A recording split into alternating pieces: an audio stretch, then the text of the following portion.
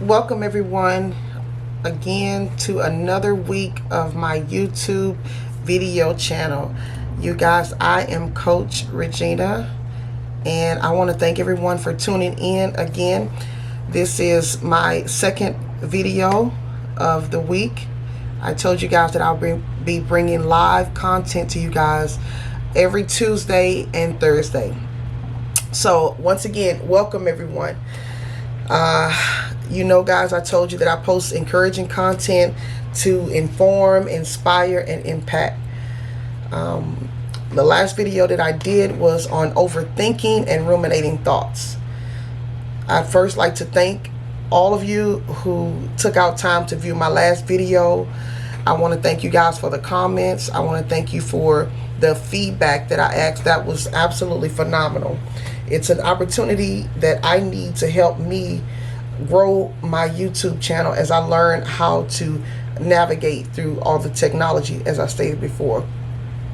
So what I'm going to do right now is I'm going to take a moment to recap the last video. I used the analogy of cutting off, someone being cut off on the freeway, which talked about the overthinking and the ruminating thoughts, and how negative encounters could create negative thoughts, and how our negative thoughts create negative feelings, and our feelings then become behaviors.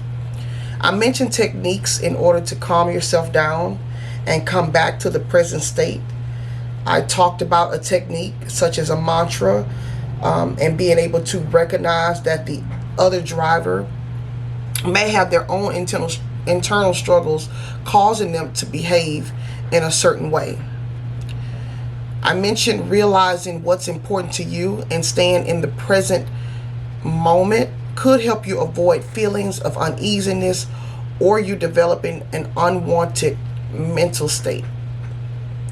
Okay, so now that we are caught up, before moving into part 2, I want to give you guys my legal disclaimer. I am not a licensed healthcare professional. I'm a mind wellness coach and someone who has experienced triggers associated with mental illness. The information I provide here on my YouTube channel is for informational and testimonial purposes. And though the information I share with you guys has been researched or practiced by other licensed professionals in healthcare, the information shared should not take the place of you seeking treatment for any serious underlying medical condition. So now that I got that out the way, let's go ahead and get into part 2 of overthinking. So again, we talked about how your thoughts become feelings and your feelings become behaviors. So the first thing I want you to do is ask yourself, when I overthink, do I begin to feel overwhelming feelings that cause me to feel like my heart is racing? Do you ever feel like you get a headache or that your situation is hopeless? Do you find yourself not being able to just let it go? If so, these could be symptoms of a disorder that causes obsessive overthinking. This type of thinking generally comes about when we are faced with situations and it feels like we're losing control of something or someone. As I stated in my previous video, that no one is immune to overthinking. And while it is normal to feel nervous about moving to a new place, getting a new job, or meeting someone new for the first time, with overthinking, it can become problematic when it interferes with us not living our everyday lives. Research shows that in extreme cases, overthinking that causes anxiety will stop the person from wanting to go out into public. It can actually cause the person to become fearful of heights. It can cause the person to just shut down altogether. And so when you find yourself in that place of overthinking, you really want to examine whether or not these feelings are normal for, like I mentioned, something that is just a general symptom of the way you may be feeling? Or is this something that's abnormal, if you will? For me, I find myself, when I start to overthink, I begin to feel overwhelming. I literally start to feel overwhelmed. Like my heart is racing. Depending on the situation, I can find myself just overthinking. And like I stated, the biggest part of it about overthinking is feeling like you're losing control. As individuals, we have a tendency to want to control things. When you find yourself in a situation where the overthinking has become problematic because it interferes with you not living your everyday life, that's when you really need to take a look at what's happening on the inside of you. The act of not socializing, the act of not getting out with anyone. When you talk about avoiding situations that cause panic, it affects a person at any age. And the most common are mood disorders. As many of you come to my channel, I talk about it. I'm rather transparent about the fact that I myself do battle a mood disorder that does cause me to feel anxious or overwhelmed at times. Much of it stems from my tendency to overthink situations. When left unchecked, I may find myself becoming overwhelmed by the slightest onset of OCD, whether it be in a social event or gathering with friends or family. That's why I talked about last time that I tend to do affirmations.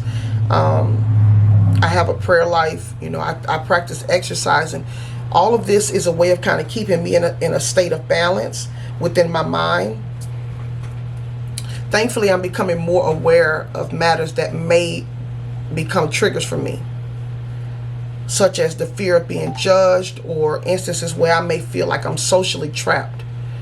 What may be common for me may be uncommon for another person. You have to stay tuned into your body. For myself, like I stated earlier, I feel a tightness. I start to kind of feel overwhelmed in my chest. I can feel the uneasiness that I'm starting to feel on the inside of my chest.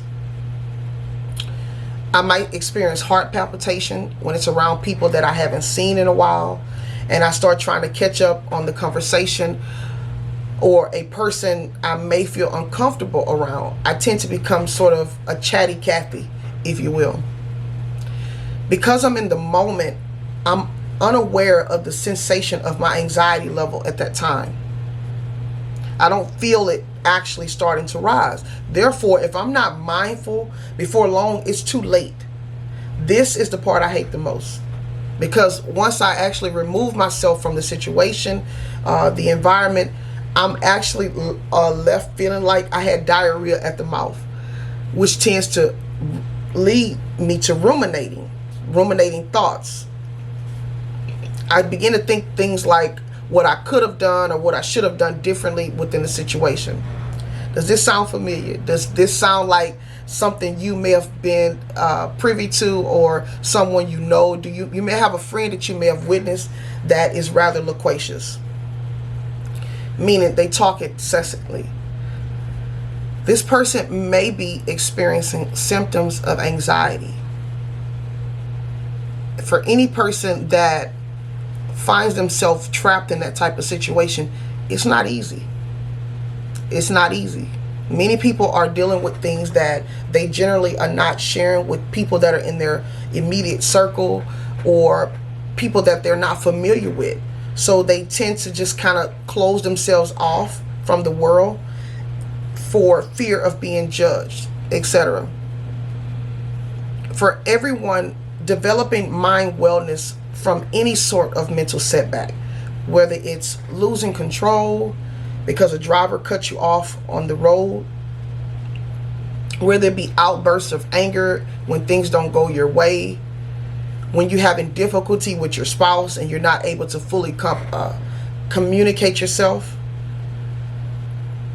one point to remember is overthinking and ruminating feelings or symptoms of different people in different situations. However, they all start with one thing: a thought. A thought that produces a feeling. Feelings result in behavior, and there it is. The last thing I want to point out is understand that for every 5 people who struggle with overthinking, there are another 5 people who struggle with underthinking, in a sense that they're not fully capable of processing their feelings, and therefore they tend to say nothing when they should speak up about certain things that may be affecting them in their life. This is called passive thinking. I'll talk about that in another video. It's very, very important to learn how to have balance in life. This is an essential part of controlling one's tendency to overthink. Some techniques I practice myself are: 1, I'm learning to force myself to get out more and connect with other people. This can help a person who may be feeling disassociated around new environments. Another one is recognizing social cues. This is essential when going to gatherings. Many people put off a certain aura about themselves that say how they feel about the new person in the group. When you pay attention to the social cues, you can actually utilize this as a way of staying grounded in your emotions in order to avoid feeling anxious. On the last video, I talked about using guided meditation to help you relax and calm your mind down when it desires to ruminate. Remember, you are a light, and no one can snuff out your light but you. Each one of us have situations that we're going through in our lives that causes us to at times feel as though we can't cope in different situations. Some of us are just more outspoken regarding the things that we're going through. Some of us tend to be good at putting on faces. Regardless of the situation, like I stated earlier, no one is immune to overthinking. No one is immune to underthinking. I want to thank everyone for listening. I told you guys before that this channel is to inform, inspire, and impact. Every Tuesday and Thursday, you will get real, raw, and genuine truths to help you or someone you know overcome and develop mind wellness. Like, subscribe, leave a comment on other topics that you'd like me to research and provide informed insight on. This is my second video. As I grow and evolve, learning the techniques regarding social media, blogging, and things of that nature, my videos will maybe a little longer, but to avoid me becoming anxious, if you will, or overwhelmed, I tend to try to make my videos short and to the point. I really appreciate you guys for watching. Thanks, and stay tuned in.